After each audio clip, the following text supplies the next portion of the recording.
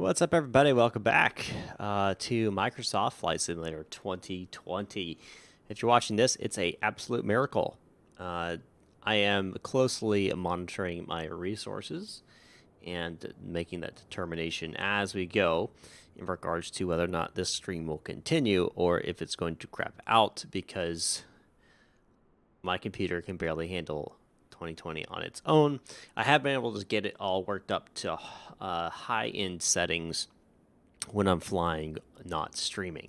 I've brought it back down to medium settings. Hopefully we'll still have some decent scenery once we get up in the sky.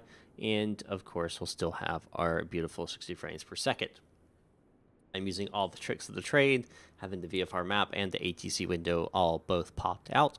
That has helped me with my frame rates as well. We're going to be flying the Cessna 172 from Key West down to the south tip of Florida. It's about a 55-minute flight. Yep, this is a live stream. I know it's been a while. But we'll be flying here in the Cessna 172 just about here momentarily. Once I get in, we'll get it started, pre-flighted, and get this thing out of here. We'll be flying today at about 3,500 feet. That way we can still view the ground and have beautiful flight. So let's go ahead and get into the cockpit here of the default Cessna 172 with Microsoft Flight Simulator 2020. All right, so first thing I'm going to do, I'm going to make sure my parking brake is set. I don't want anything to make that thing run away with me. I am going to go ahead and open up my fuel tank. We'll keep fuel selector on both for now.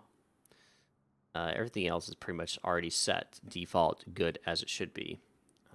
Yeah, that's in the off position. So what we'll first do is we will turn on our master switch.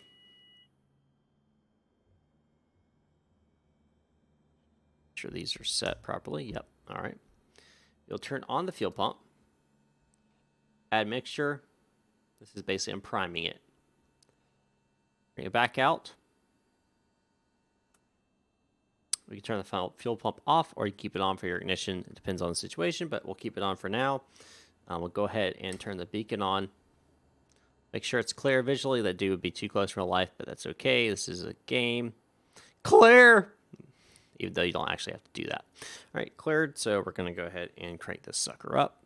Add just slight on the throttle, about a 1/4 inch. And start. All right, and bring this back down just below 1,000, about 800 is good. All right, now we can turn our avionics on. Beautiful suite of electronics here in the Cessna 172 in 2020. One thing I have noticed, which is not realistic, is the moment you turn on and off your avionics, watch this. It like turns on and then it's like instantly ready to go. It usually takes a good 30 seconds for the GPSs to actually turn on. You have to hit several buttons. It's a process. But anyway, that's fine. No big deal. We are going to go ahead and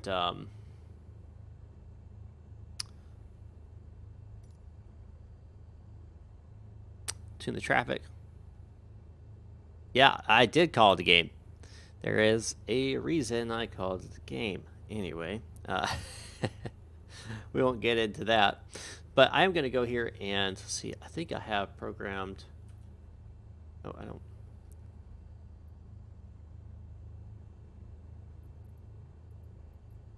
Hate this freaking thing. I can't stand the in-game.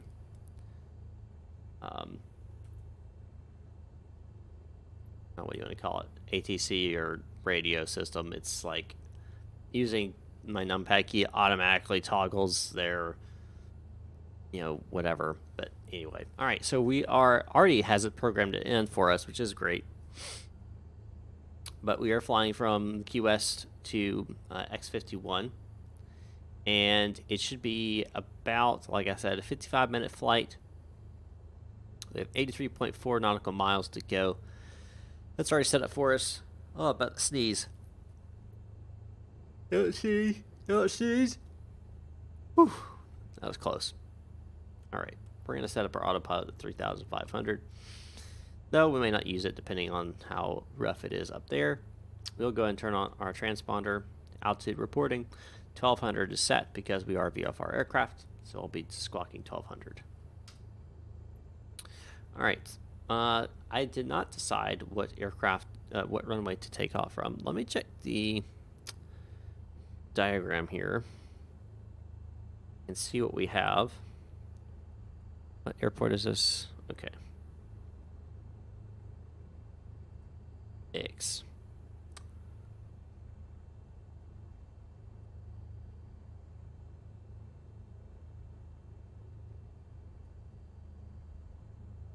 I just want to be able to know what runway I'm going to be taking off here. Will put me closest to en route. All right, here we go. So runway 8 looks like. Yeah, runway 8. Yep, so we'll just take Bravo to Alpha 3. Okay.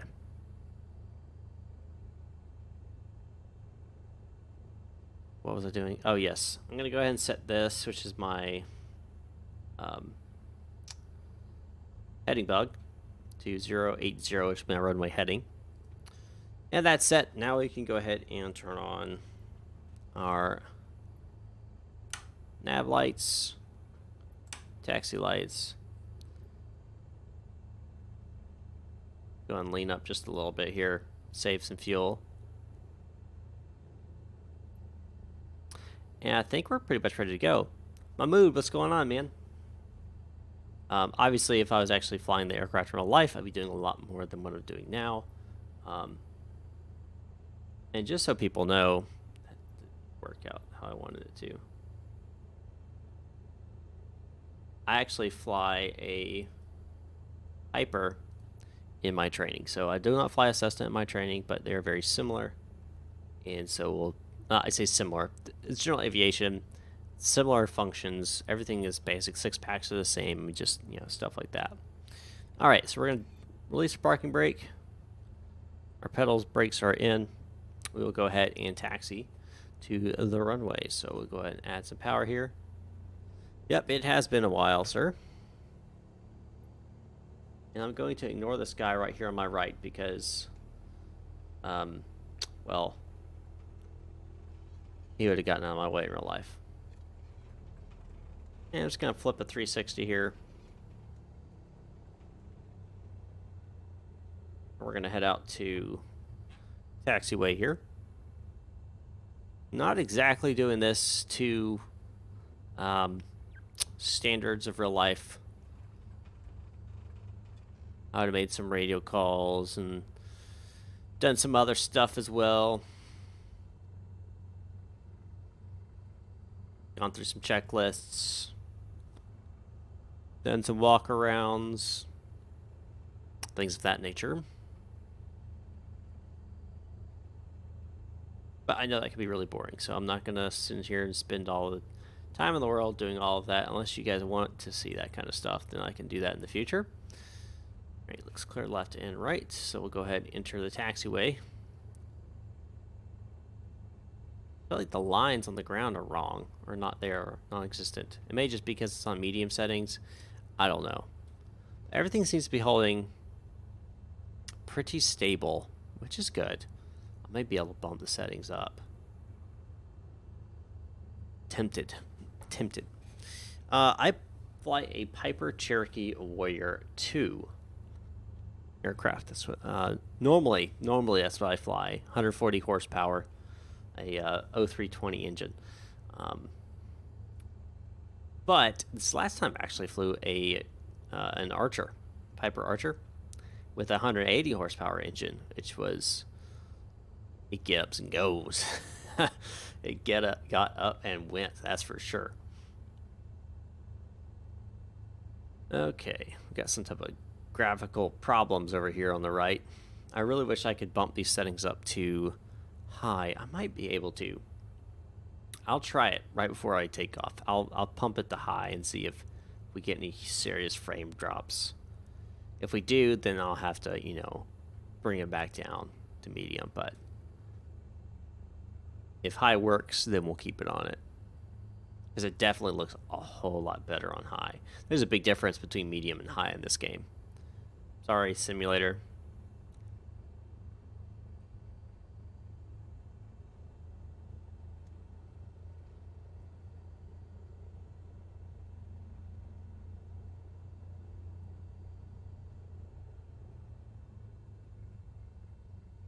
Alrighty. Yeah, I do wish Microsoft Flight Simulator 2020 had Pipers. If I was a game, or not game, a aircraft provider or maker, that would be the first thing I would make, would be a general aviation Piper Cherokee. I think people would jump all over it. Any Piper Archer, Flyer, Cherokee 6, or whatever person who flies those in real life would jump all over. That's just my opinion, of course. All right, so full mixture, full rich brakes are set. Set power to, I think on the Cessnas, it's like 1700.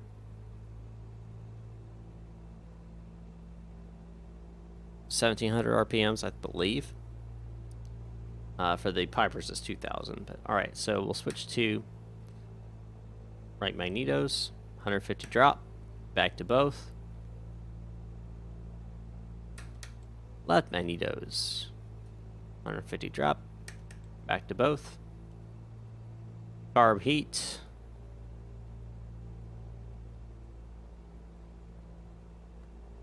I think carb heat's supposed to be right here. On the, see, it's different on the Cherokee. What's up, PJ? All right, and kill it. Make sure the engine doesn't die. It does not, so we're good. Oh, fuel pump can go off too.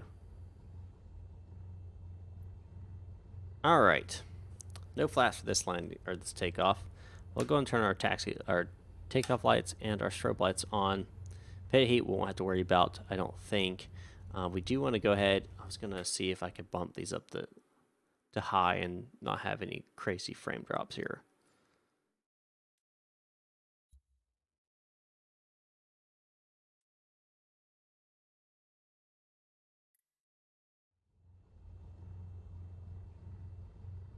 That's not terrible. We'll see how it goes. We'll see how it goes. If it gets bad, I can always bring it back down. Okay. Fly full braking, release parking brake. Neutral takeoff position. And then we'll make a radio call. Key West traffic. Cessna 620 Foxtrot Lima departing runway 8 to the east. Key West traffic. Something along those lines. And we'll get onto the runway.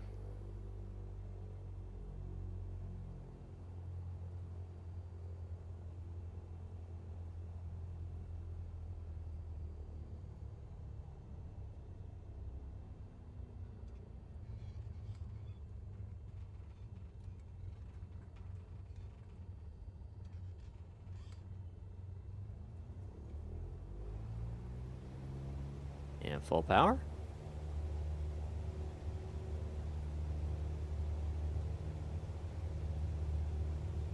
And in 2020, the engine's in the green, airspeed's alive. In 2020, the rudders are so sensitive.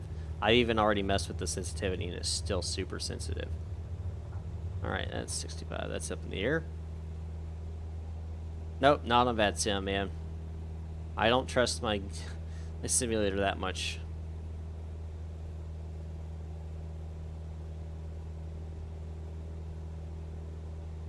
All right. Climbing a good 600 feet per minute. It's pretty decent. Right there at VY, it's just about 75 knots here in the Cessna. Pitching for speed, throttle for altitude. And I'm actually almost hands off here. If I add just a tap of trim there. Yep, Flip the hands off.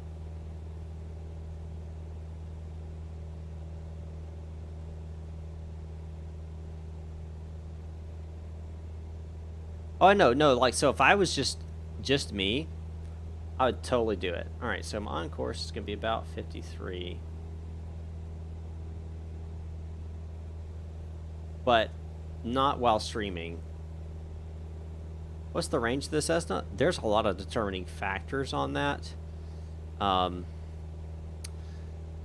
You're looking at probably a good 500 to 600 miles, depending on situations. Like the Piper Cherokee, for example, it can vary from everything from 450 nautical miles to 650 nautical miles, and it's all dependent on density, altitude, the weight on board, prevailing winds. I mean, there's a ton of different factors.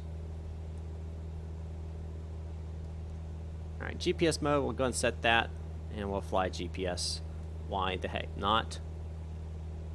As we climb up to 3,500 feet.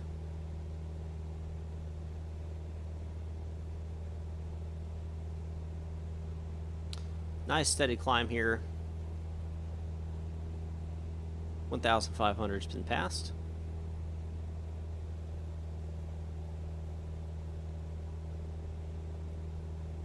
And to see how beautiful this game is, there you go, guys.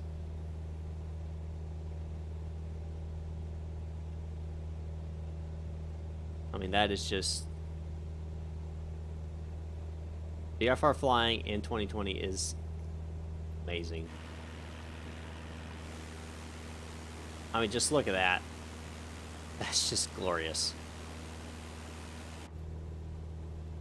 I wouldn't say it's like 100% lifelike, but it's pretty good. It is pretty darn good.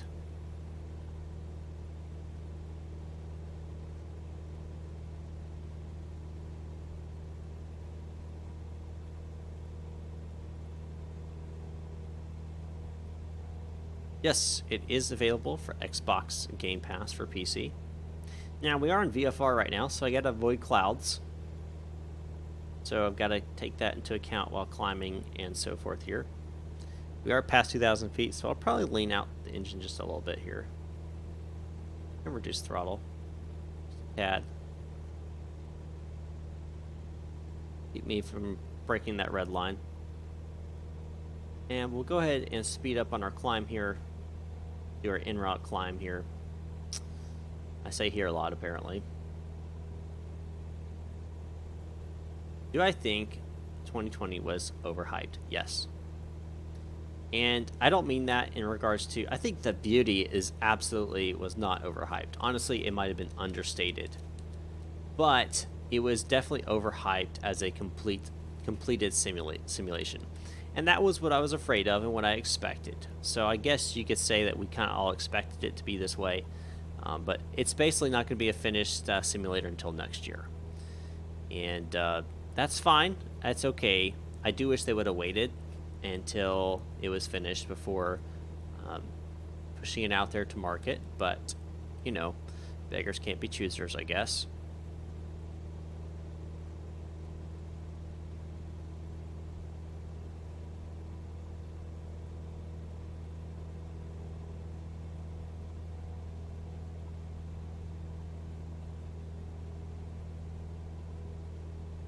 I am flying from... Oh, yeah, the physics do suck, yes. That is definitely something that needs to be fixed. I've been told the flight models are actually really good. It's just they're not interacting as they should, if that makes sense. But I can't confirm that. I am flying from Key West to... What's the name of that place? It says tip of South Florida. There's an airport there. X-51. Da-da-dun. Outside Miami.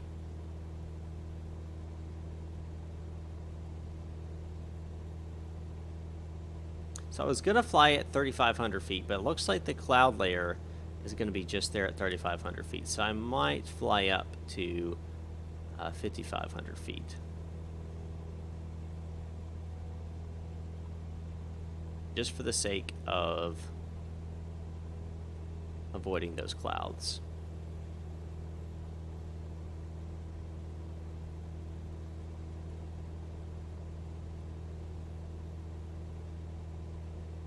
But I really do like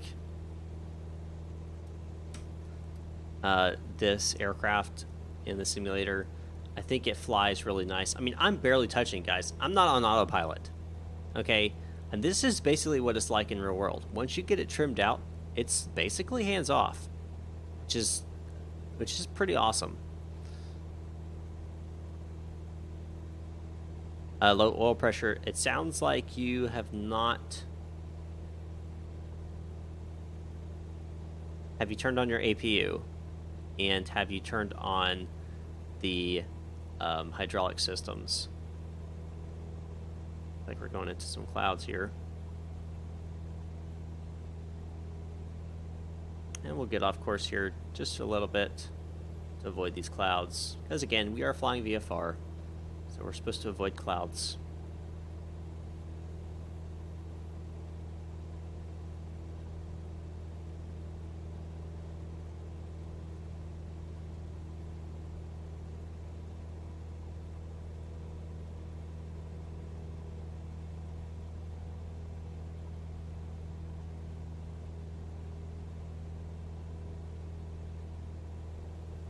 Huh, odd.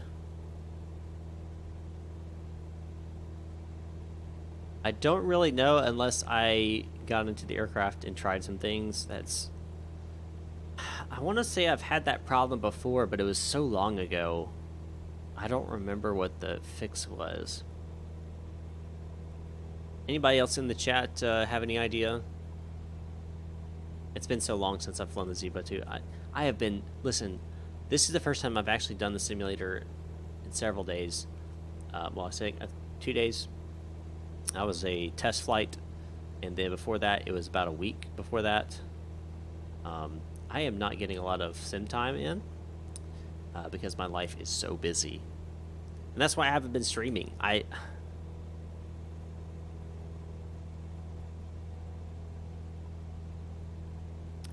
I'm a busy individual.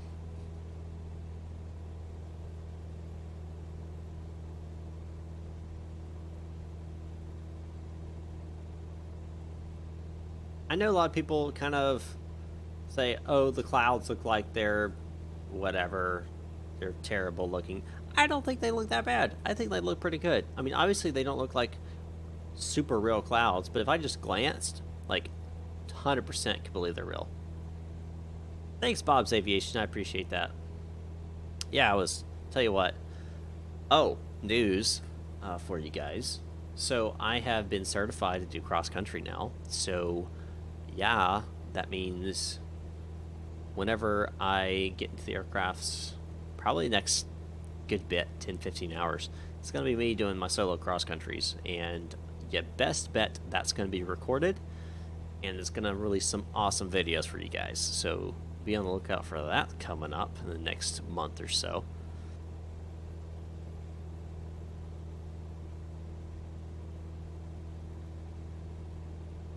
Super pumped about that. I'm gonna lean out the engine a little bit more.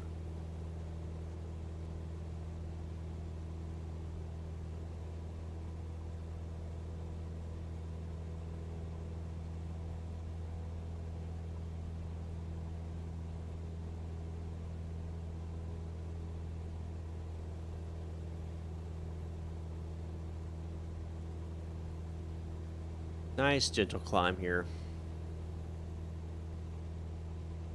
I mean, look at those islands down there. That's pretty darn good. And you can tell it's 3D too. I mean, you can actually see the trees and stuff. That's pretty awesome. Pretty darn awesome.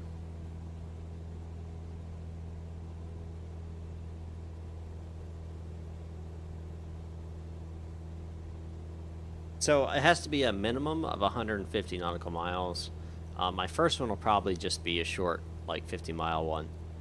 Maximum range, I want to say it's 250. Like 250 out and then 250 back. I want to say that's what it is. But I'll have to verify that with my instructor, of course.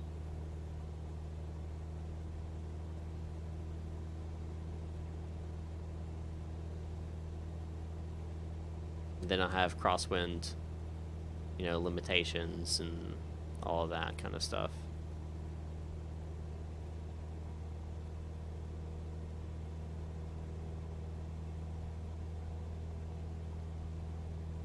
All right, basically trimmed out now. Flying this, no autopilot right now. Basically hands off. You have to keep an eye on that vertical speed. It will want to creep up some initially when you get to your top of climb, because your airspeed is going to slowly increase as you level off. And as it increases, it'll want to actually climb up, obviously. So you have to keep an eye on that.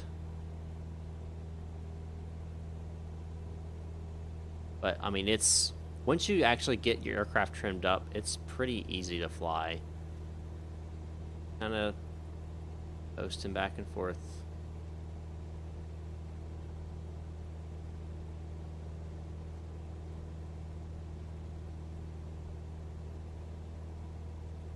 I do wish you had a little bit more sensitivity, I guess you could say, or less sensitivity on the trim wheel.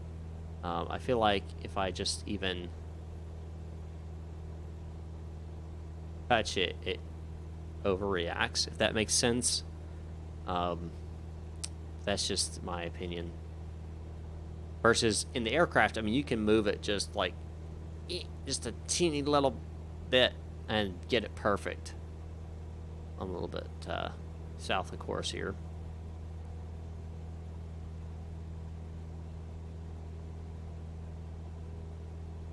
I could turn on autopilot and turn on navigational mode, and then altitude mode.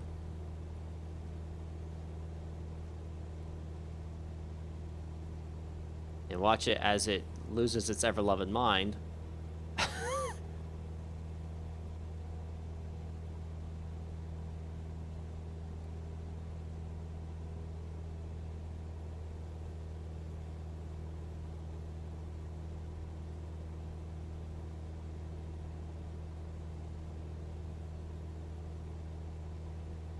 Alright, good enough. Go external camera here. I mean, just look at that.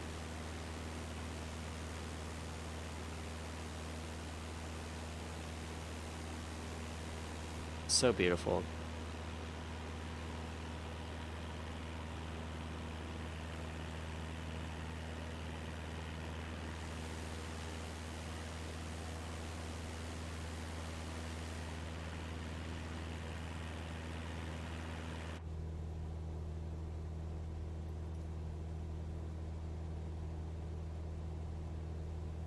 So ETA is about 30 minutes.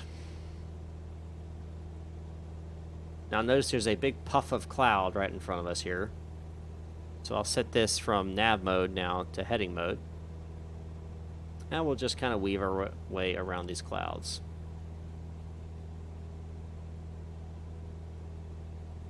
Because again, in VFR, we have to remain clear of clouds we cannot be closer during a normal VFR good visibility day more than the 3 statute miles, blah blah blah. 1,000 above, 2,000 to the side, 500 below. That is the restrictions in regards to feet. So you have to be at least 500 feet below the clouds, at least 1,000 feet above the clouds, or 2,000 feet to the sides of the clouds. Those are the VFR restrictions. Blake, what's up, man? How you doing?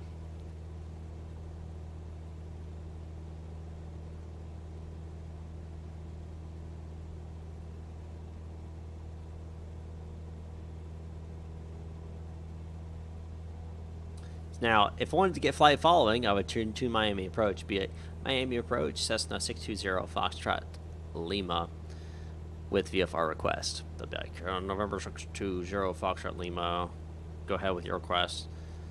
And Miami Approach, November 620 Foxtrot Lima, about 20 miles off of Key West, inbound to X-Ray 51, would like 5 following, please, at 5,500. They'd be like, oh, squawk, whatever, whatever, whatever. I'd squawk it. Then they'd be like, radar contact, however many miles from whatever land point they want to use. You know, whatever. I've used flight following a couple times now. I filed a flight plan before. Um, it can be daunting, but as my instructor told me, I've done really well with talking to towers and everything.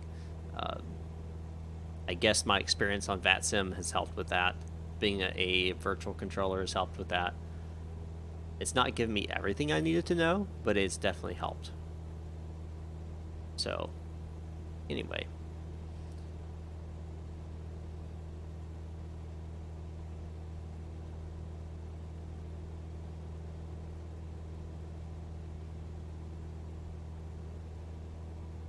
But this stream bodes very well if my frames are holding up as they are right now. That it's possible that I could start streaming 2020. I know they've done a lot of improvements since I initially tried to do it.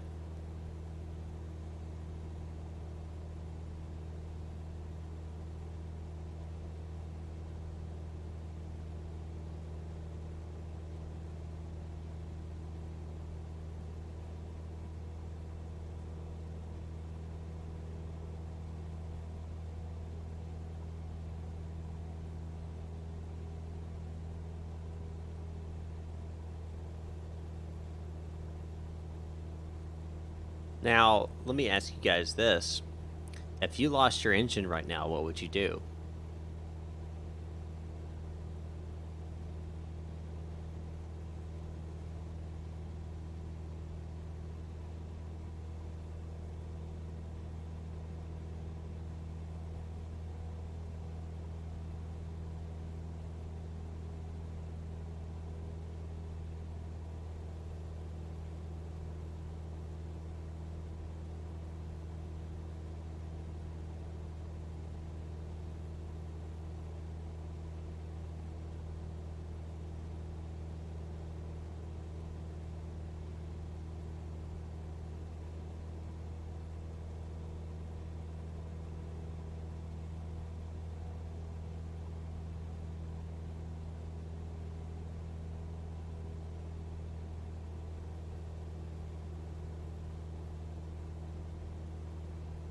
Eject. Nope, no ejecting. No ejecting. There is no ejecting. Extend flaps and try to get it back running. Okay. Interesting. Pray. That's in every pilot's repertoire.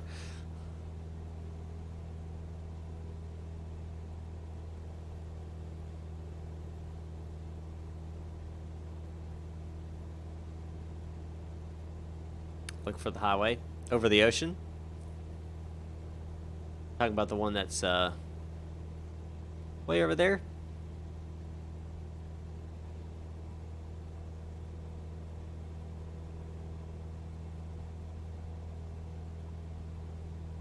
So here is the answer, if you're curious. Immediately once you lose your engine, you want to establish your best glide speed. So in the Cessna, it's going to be different than in the Piper. In the Piper, for example, the best glide speed for my Piper that I fly in is 80 miles per hour, which ends up being about 76 knots. Okay. You don't extend the flaps because flaps reduce your airspeed. They create drag. When you create drag, it makes you fall faster. You would lose altitude. The best option you're going to want to do, get your best glide speed, which probably Cessna's around 75 knots. It's probably somewhere around there, or around 80 knots, something around there. It's going to give you your best miles per speed / falling out of the sky, feet per minute descent rate that you can get without an engine. Then you're going to want to try a couple different things. You're going to check your circuit breakers, make sure they're all good. You're going to change your fuel tank from the left to the right or right to the left, depending on what you're on. If you're on both, you'll switch to the right or switch to the left. You'll try a different lean mixture. Try to maybe lean up the fuel a little bit, or maybe or make it a little bit more rich. Maybe you don't have enough fuel in there to keep the engine running. You'll bring back the throttle, put a quarter in, and you'll try to start the engine. You'll add the fuel pump because you could have lost your engine pump. So turn on your fuel pump, set to start, see if you can get it started back. If you can't get it started back, carb ice is a possibility, so you want to make sure you turn your carb ice on. Actually, that's one of the first things you do. After you check your circuit breakers, carb ice comes on. That doesn't work either. Your engine still doesn't restart. At that point, there's not really much you can do in order to get the engine restarted. So you continue with your best glide speed. You make your radio calls. You prep yourself for your emergency landing. If you're over the ocean, you're going to land into the water. There is no way I would make it to land. Even here, I still couldn't make it to that land. So you're going into the ocean. You would radio Miami approach and contact via Miami approach, November 620 Foxtrot Lima, about 45 miles to the southwest of X-ray 51 with an engine failure. Wait till they respond back. Let them know how many souls are on board. You've got one soul on board. We're going to be attempting to make a splashdown into the ocean, a soft landing into the ocean, emergency landing into the ocean. As you start getting closer to the ocean, you'll want to take your shoes off. Make sure you have your life jacket ready to inflate. Don't wear not already inflated life jackets. Just have one that inflates. Get ready. If you're flying over ocean, you're required to have one. But anyway, have it on, ready to go. Go ahead and prop open that door. Take one of your shoes, open up the side door, prop it open with one of your shoes, because if you impact the water and it's hard enough to bend the frame of the aircraft, you may not be able to actually open up the door. So prop that open, and then as you start getting towards really close to the ocean, I'm talking like 500, 600, 500 feet above, that's when you extend your flaps, because you're wanting to slow your aircraft down as much as possible, create as much lift, and then you're wanting to pitch back. Basically, you're going to land it just like you would a normal landing. You're going to impact, it's going to suck, it's going to hurt, but you'll probably survive. Be prepared to disconnect that seatbelt as fast as possible. You're going to brace yourself before you hit, obviously. And then once you've hit, you disconnect that seatbelt, you get outside the aircraft as quickly as possible. Leave everything behind. Doesn't matter. You don't need it. Once you're outside the aircraft, that's when you inflate your VFS. All right, Captain Reynolds, hello, how you doing? Now, over land is a little different. You're not worried about the water. A little bit different. You're searching for a field. You're searching for a highway, some abandoned airfields are great. Any place you can make emergency landing. A little different procedures, but basically the engine start procedures, everything are the same.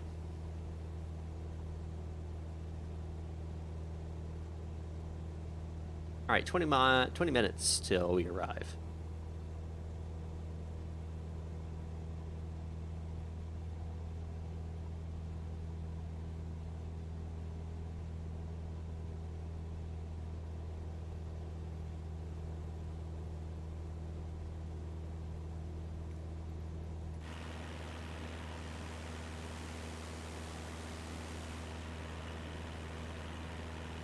Oh shoot, actually the cloud. Not supposed to do that.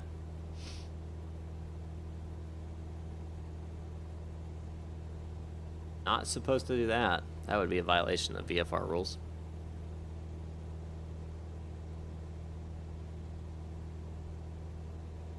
If I was actually flying this route in real life, I'd probably actually be below the clouds. Just for the sake of not having to worry about, flying around them. And the problem with these type of clouds is they can grow higher and become what? Thunderstorms. These are cumulus clouds.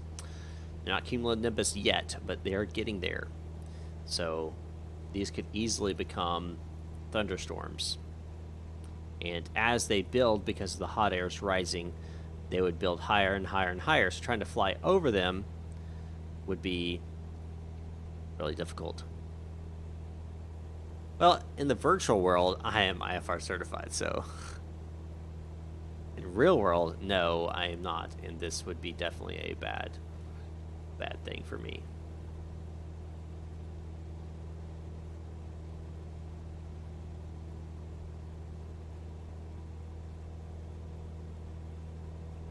That is also a possibility, Luke. That is why flight following is a great service. I don't. I, if I'm flying low, I may not get flight following, but if I'm flying any type of distance, like greater than 20 miles, I'm getting flight following. It's gonna happen because having that assurance that someone's watching you, you're tuned into a radio channel that you can make emergency calls to if you need to, and they're giving you traffic alerts. I mean, that's such a peace of mind being a pilot, having someone else that's looking out for other aircraft, radar blips and stuff. Bob's Aviation, no to any of those. Those are all absolutely real things. Icing, cumulonimbus clouds, good turn of thunderstorms, all that's true, but the real reason is spatial disorientation. You are not certified to fly into instrument meteorological conditions, IMC. You cannot see. It means you have to rely on just your instruments. If you're not certified to do that, you haven't done enough training to actually be able to fly with just your instruments. A lot of pilots die. A lot of VFR pilots die when they go into IMC conditions as VFR pilots because they're not trained to. They're not trained to fly with just their instruments. I mean, you get a little bit of training in your private pilot, but not enough. Spatial disorientation is such a weird feeling, and it will kill you.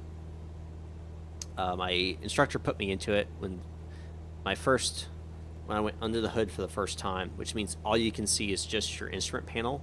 You can't see outside. They have a hood that goes around, and all you can see is your instruments. And then, I flew that a little bit, and I was like, okay, this is fine. I can fly via my instruments. And then she told me, put your head down and close your eyes. So I did. Let me tell you what happened next. She said, I'm going to put you into an abnormal attitude. What that means is she put the aircraft was either going to be a banking descent, a banking climb, something that was abnormal, something that should not be happening. And once she got it in there, what I was feeling in my body was totally different when she said, open your eyes. I opened my eyes and looked at the instrument panel, and what the instrument panel was saying was not what my body was saying was happening. I was in a descent to the right. I felt like I was climbing to the right. Now, I want you to think about what that would do if I relied on just my body. If I was relying on just my body, I'd be like, I'm climbing, I need to push down. That would put me into a steeper dive, and I'd just run to the ground. I'd kill myself. But because my instruments are there, I have to tell my body, shut up, and I have to use my brain and just read the instruments, scanning the instruments, and fly just off that, getting me out of the abnormal situation. It's a very, very weird feeling, and it kind of made me think, this could really kill me. All right, IMC conditions require IFR training. That is correct. Helicopter training, a different rating, or a whole other license, or both. So helicopter rotor wing is an entire different certification. So everything has a certification, right? So there's fixed wing private pilot certification, rotor wing private pilot certification. There is an IFR fixed wing certification, an IFR rotor wing certification. There's a dual engine fixed wing certification. There's a turbo certification. There's a complex aircraft certification. There's just so many. It's multi-engine, not dual engine. Multi-engine. There's so many certifications out there. So yeah, helicopter training is a different rating altogether. I have been told transitioning from fixed wing to rotor wing, though, isn't too difficult.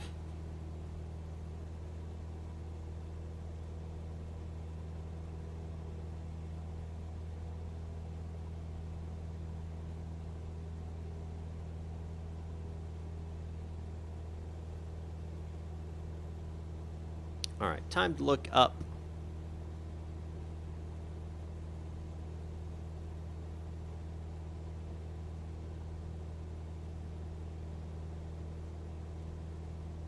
Miami Homestead General Aviation. All right. Let's look this sucker up. Let's see what we got. 4,000 foot runway. I like that one. We'll do that one. Runway 18 and 36. Okay. And AWOS is on 118.375. Go ahead and tune that here.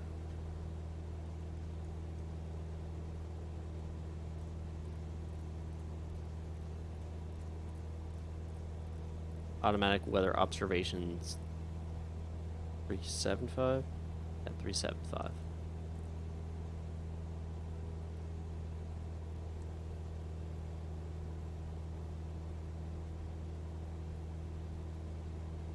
Is it not going to pick up? I guess that's not in service in Flight Simulator 2020. The ATIS is not a thing. That's weird. It's fine. Okay, so someone had a question what flight following was. I'm going to go ahead and descend here, though.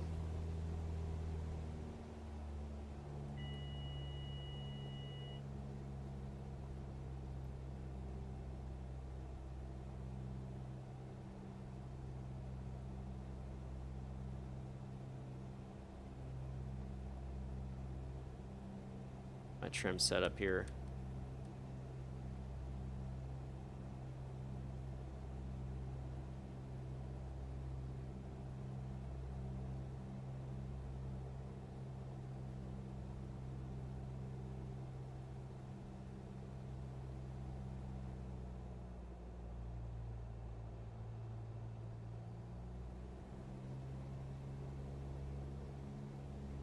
All right.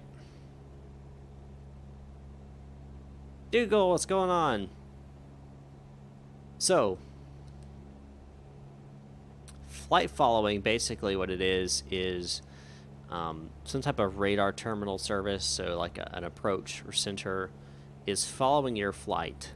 You have a transponder code, they give you one, and they follow your flight as you fly. And it just and they give you traffic notification. It's just someone that's monitoring you as you, as you fly. It's just a nice thing to have. Valdesh, can you please do a full autopilot tutorial for the Magnite Boeing 787? Haven't found any decent tutorials. I guess I could do that. I would have to go and learn it myself because I honestly don't know it myself. Creamers, what's going on, man? Felix, my day's been pretty good. How about yours?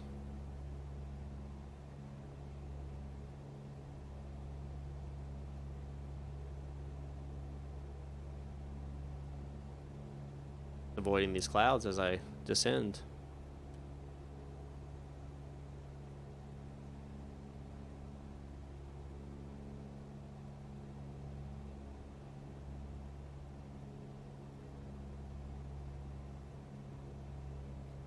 And my landing light here.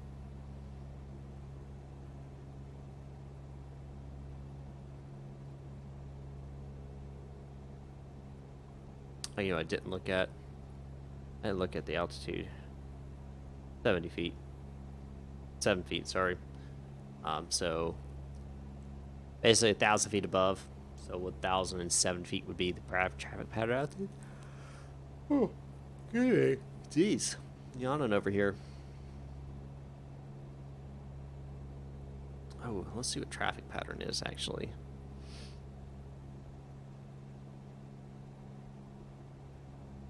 They're both left patterns. Runway 28 is actually right pattern. Oh, look at that. Runway 18 is right pattern. That's perfect, actually. That works great.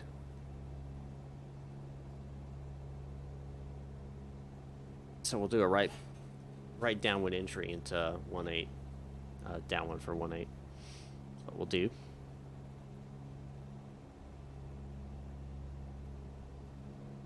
Not right now.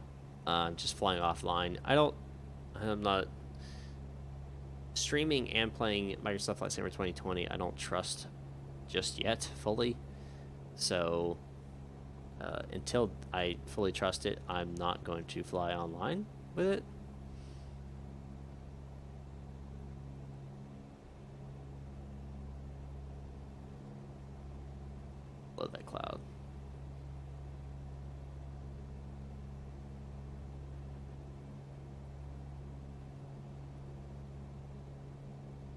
Look at that. I mean, that's just so cool. It's a swampy area here. Little puffs of trees.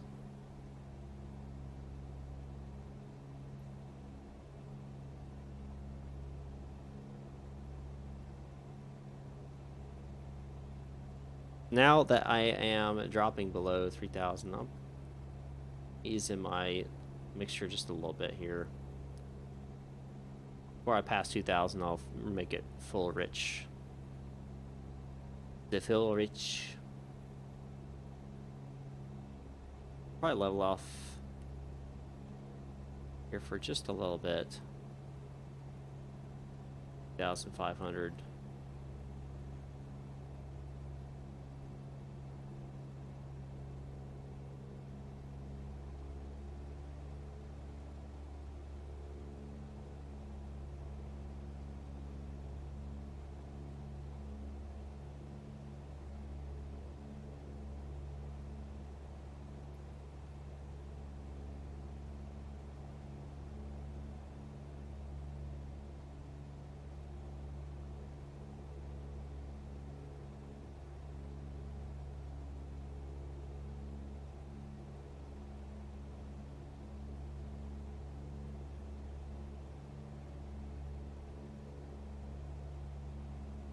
$15 miles to go.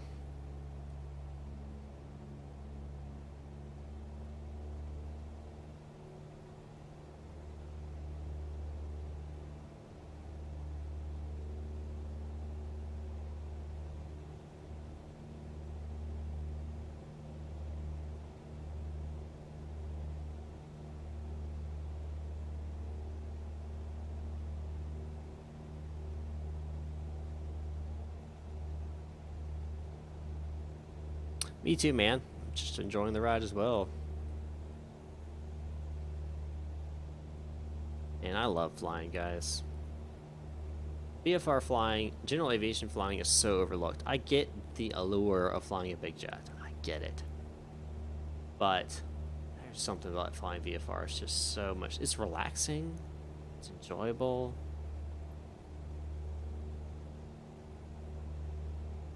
My landing gear collapsed on VATSIM. That sucks. That sucks. Alright, so we're landing only 1.8.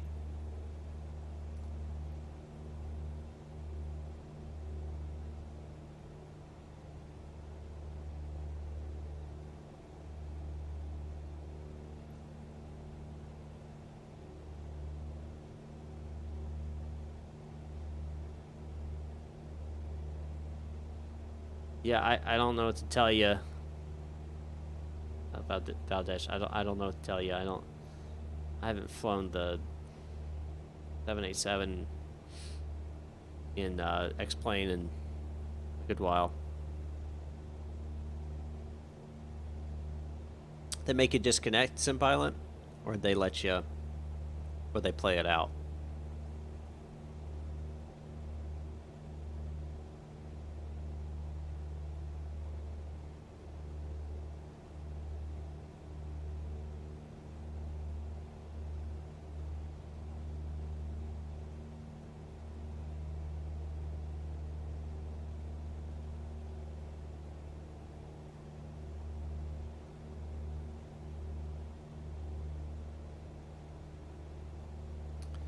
Waiting to get the field in sight. I think that's it right there. Maybe.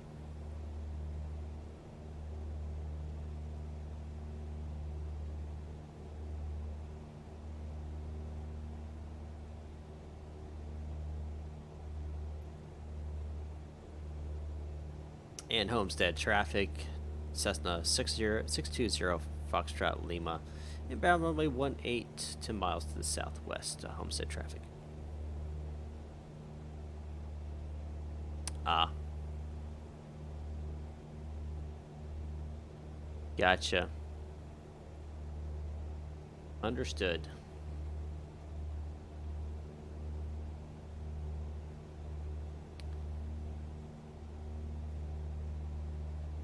It.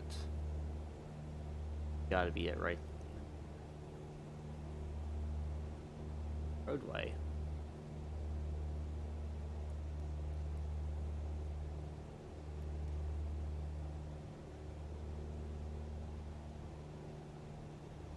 I am not on VATSIM right now. I'm just doing the radio calls for practice, man. That's it.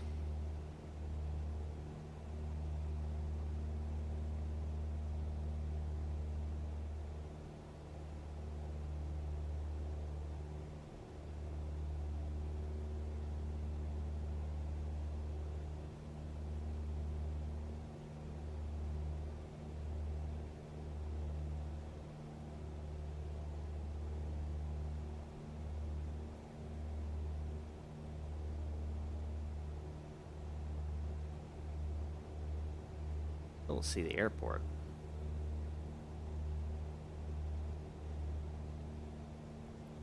Still gotta send 1,500 feet.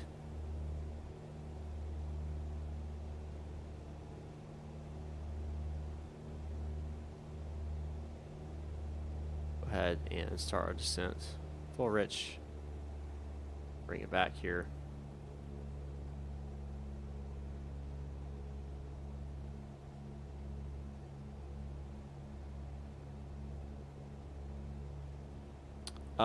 The honeycomb throttle quadrant is already out, sir.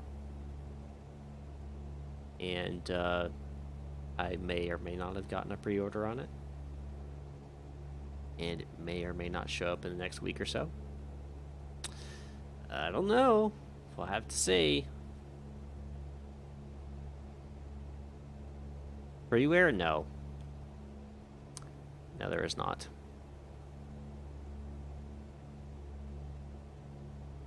Are you going to play Among Us? Listen, I was doing Among Us before it was cool. I played it back when it was Mafia. But I don't have any current plans to play Among Us. It's the same kind of concept. Thought about it. But I don't currently have any plans to play it. I'm not against playing it. There's the airport right there.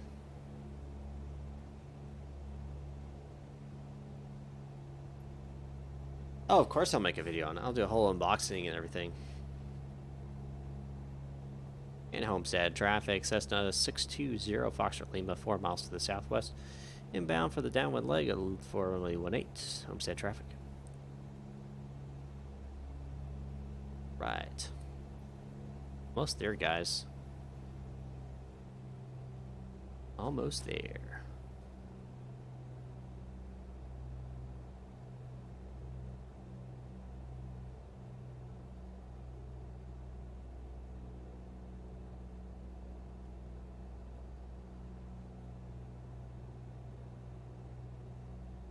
Yeah, Mafia was the best, indeed.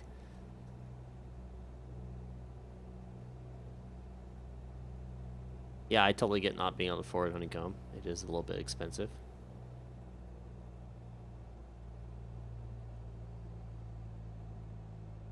Positive rate, what's going on?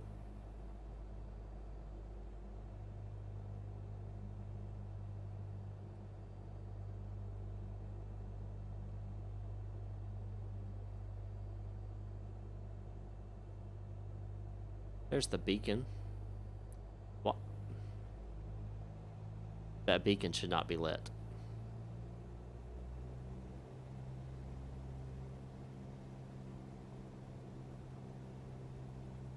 During daylight hours, unless there's IMC conditions, that beacon should not be lit.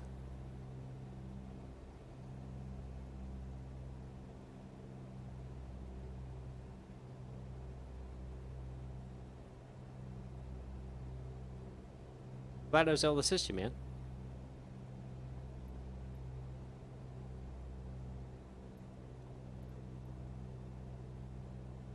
And Homestead traffic, Cessna 620 Foxtrot Lima on the downwind leg for runway 18, Homestead.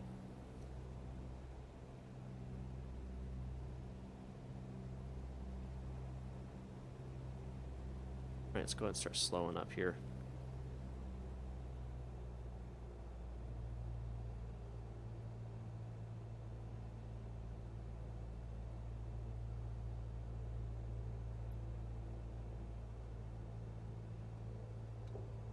Laps down 10.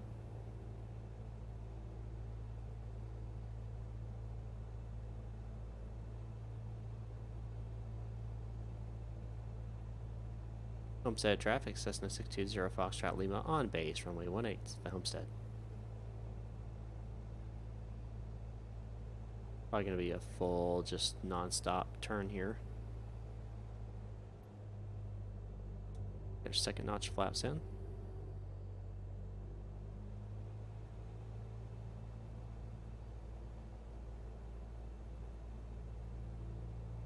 Yep, even overshot it. Wow, look at that.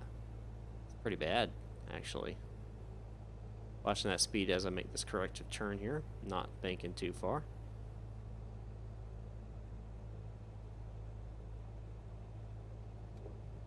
Last notch flaps.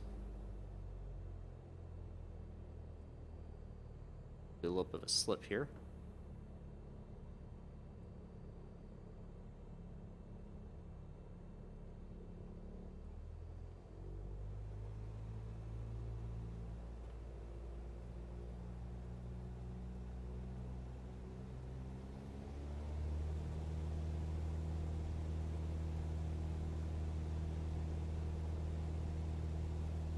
And Homestead traffic, Cessna 620 Foxtrot Lima on the go. Homestead.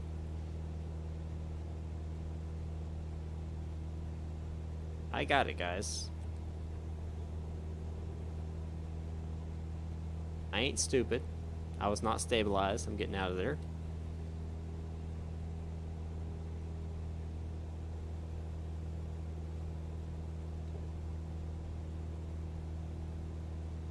Worcestershire Flyer, what's going on? Or Worcester, I don't know. I would say Worcestershire.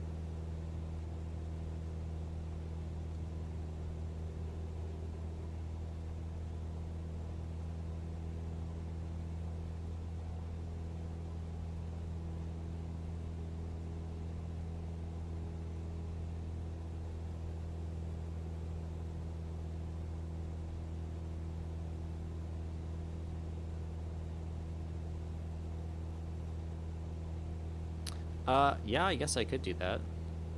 You guys really want me to? They really want me to? Yeah, this is FS 2020.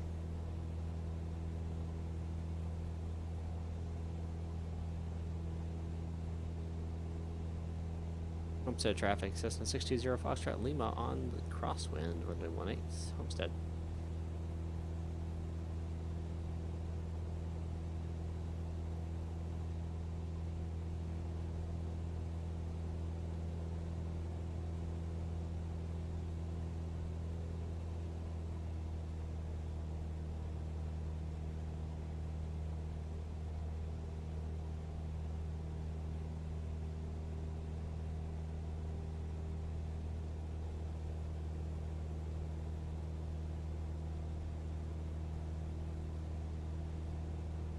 A little far out, but that'll be alright.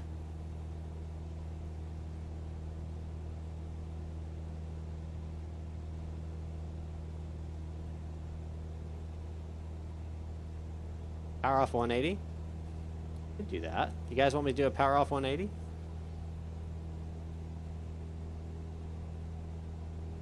Or you want me to do a touch and go, then do a power off 180?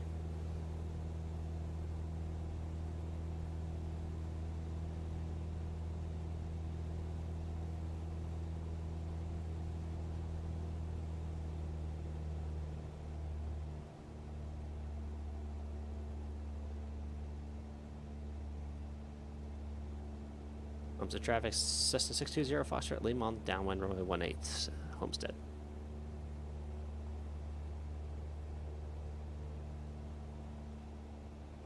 Alright, so we're going to pull power back, lead the speed.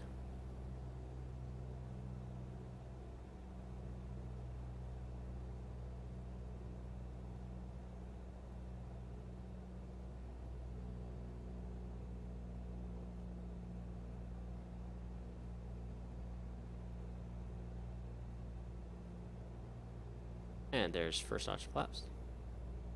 Touch and go, then power off. Okay.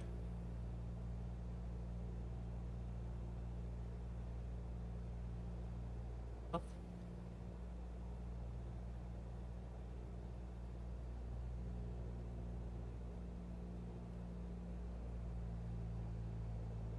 And Homestead traffic, Cessna 620 Foxtrot Lima on the base runway 18, Homestead.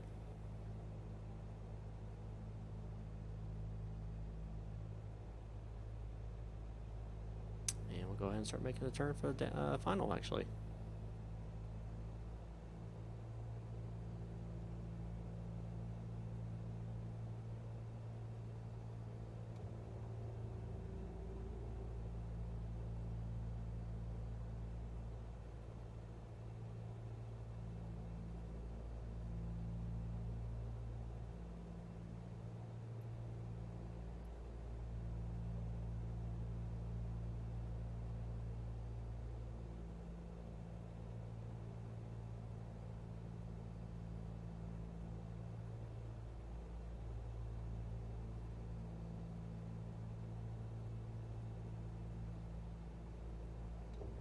Final notch of flaps.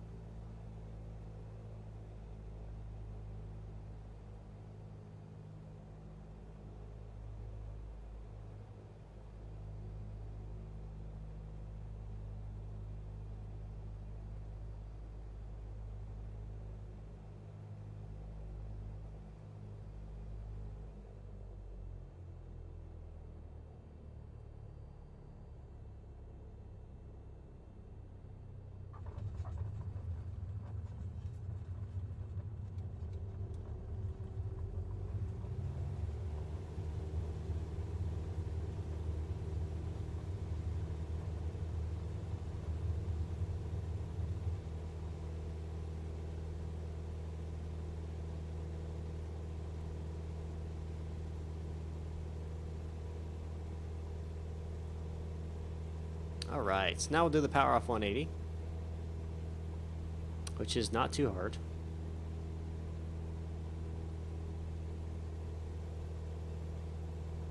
Yep, much better for sure. Thank you, Felix. I appreciate that.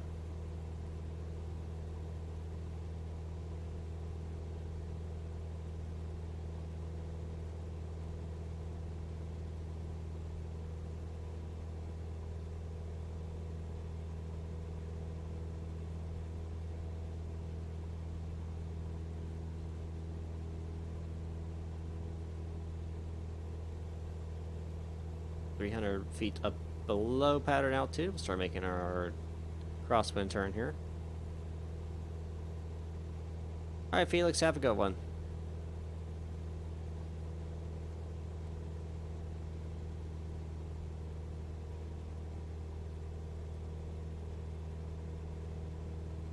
And now we're on the crosswind leg.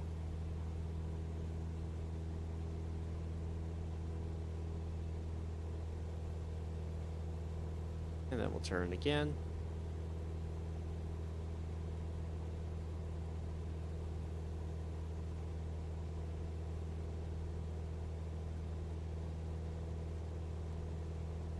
For that downwind portion.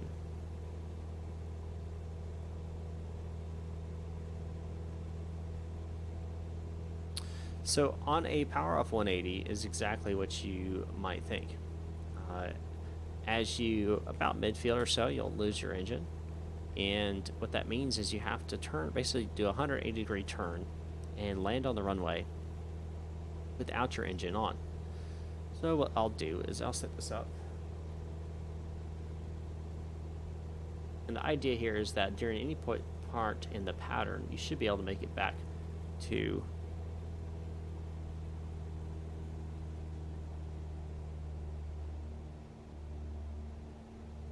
Yep, this is mainly an emergency landing maneuver. This is like if you have an engine off while you're flying in the pattern. That's what it simulates. So like right now, for example, if I really lose my engine, right? So first thing I do is I pitch for best glide. So I'm pitching up because altitude saves my life to 80 knots or about that. All right, so then I start pitching down to maintain that, and I start turning into the airport. Nice gradual turn. Looking to maintain, I'm looking at the airspeed, not at my altitude right now, because my airspeed is what's going to keep me alive. Right, so I'm just going to keep turning in, keep turning in, keep turning in. Once I know I can make the pavement, which at this point I know I can make it, I can start bringing in my flaps.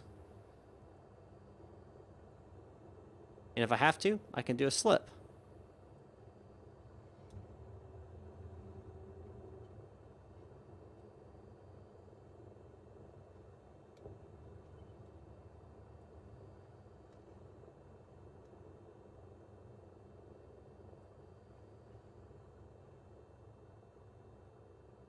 Bleed off some of that speed here. Woo, that was, see, the sensitivity on this game, this simulator is pretty high. Come on.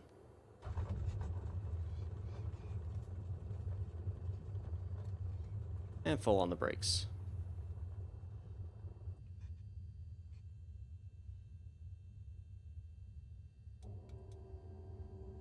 That's it. I did land a little bit far down the runway. I did notice I was trying to do a slip and it was not functioning as it should have. I feel like the slips are not, that physics there is not very proper.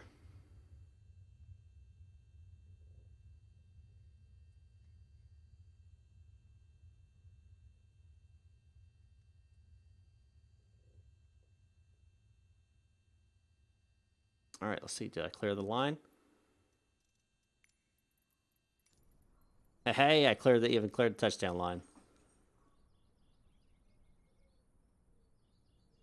I actually do it much better in real life, if you guys can believe it. Up at 5,000 feet, it depends on the situation. Do you have an airport that you can glide to? It's the same basic process. I talked about it when I was flying over here, over the ocean. It's, you know, looking for that best speed, right? The best glide speed. And in the Piper Cherokee FLI, it's 80 knots, or 80 miles per hour, sorry. It's about 76 knots. It's different for every aircraft, different weights. And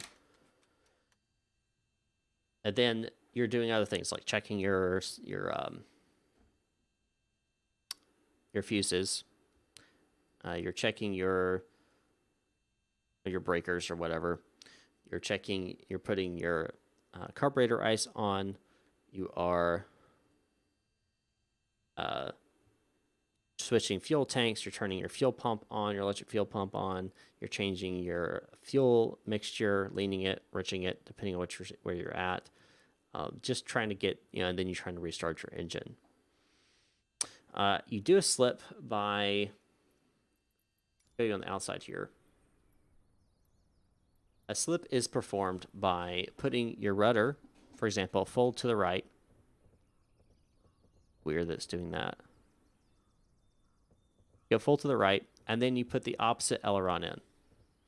And what that does is makes your plane want to turn to the right like this. At the same time, your rudder is going to, actually, sorry, it would be turning this way. And then your rudder is telling it to turn the other way. What that causes your aircraft to do is basically sit sideways in the air like this. And it makes you lose altitude dramatically. That's how to do it, and that's what the purpose is. But I feel like the slips in this was not very good. I'm going to have to try it out when I'm not on stream to see how good the slips are, because that did not feel right at all. Anyway, guys, I hope you've enjoyed the stream. It's, kind of relaxing. You can hear the birds chirping, which is fantastic.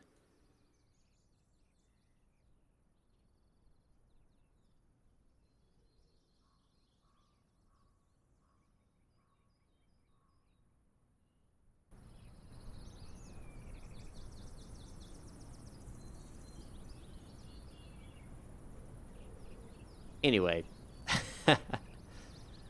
thanks everybody for watching. I hope you guys enjoyed. Hopefully I'll get to stream again soon. I don't know how soon. It may be another week before I can come back and stream. But I hope you've enjoyed, and be on the lookout for other streams and videos and stuff of that nature. Hopefully my Bravo Throttle Quadrant will come in and I can do an unboxing video of that. Be sure to join my Discord so you can still stay connected with me, and I can still help you out as much as I can in between streams. I am going to try to get some type of stream schedule in the works once my schedule kind of balances out and things kind of work out, and I've got some things in my life worked out and taken care of. Then we'll get that set up and ready to go so you guys can know when I'm going to stream throughout the week and have that done. Am I going to control DTW soon? I'll probably control it this week at some point. I'll make that post in my Discord, of course, and let you guys know when I'm planning to control. And as you know, when I'm controlling, I welcome all newbies, all new guys to the stream or to controlling. Never flown a VATSIM, come fly with me. I will help you out. You're confused about what you need to ask, what you need to say. you can just literally ask me, and I'll be more than welcome to assist you via text or via voice, however you want to do it. And I won't get onto your case if you do something wrong. I will constructive criticism. I will do that for sure. I'm glad you guys enjoyed. I'm just happy that I was able to stream 2020 because it's a beautiful game, especially for VFR. I think it's absolutely gorgeous for VFR. I do believe the airlines need some work, and I'm happy to say there's some great communities out there working on them right now, like the fly-by-wire. I've been talking to those people, and they were still working hard. They have a new installer out, by the way, which destroys my entire video I did about installing the aircraft. You can just literally download that and it installs it for you. And they are also working on all of the different flight characteristics. And at this point, they're talking about even just rewriting and creating their own autopilot, because the Microsoft autopilot sucks and it does not function as it should. So, but that's going to be a while. It's probably going to be months before that thing is up and running as it should be. But excited to see it nonetheless. Anyway, guys, I think that will do it for me tonight. Thanks for watching, and be sure to like, subscribe, and share the stream. It definitely helps me out. I've noticed my numbers have dropped, and it's not your fault. It is mine because I haven't been streaming as much. I totally get that. But your sharing, your liking, all that definitely helps more than you can imagine. So thanks anyway for all of that. If you want to donate, link is right there, streamlabs.com, just Mike and Messer 1. I am trying to get a new graphics card so I can stream even higher quality videos than what I am capable of now. And of course, if you want to become a part of the Flight Club, get a nice patch and all kind of stuff, you can do so over at patreon.com/MNFlightClub. I'll drop the text there for you guys. And on top of that, of course, you are more than welcome to head on over to my new store, which is down below in the description down below. And you will be able to see all cool t-shirts and stuff that you can get there as well. I'll be adding more and more as time goes along. Red Thread, no, I'm not yet. I did see that was been released. I will try that out. All right, guys, thanks for watching, and I will see you all next time up in... Ooh, excuse me, I just screwed that up. Up in the sky.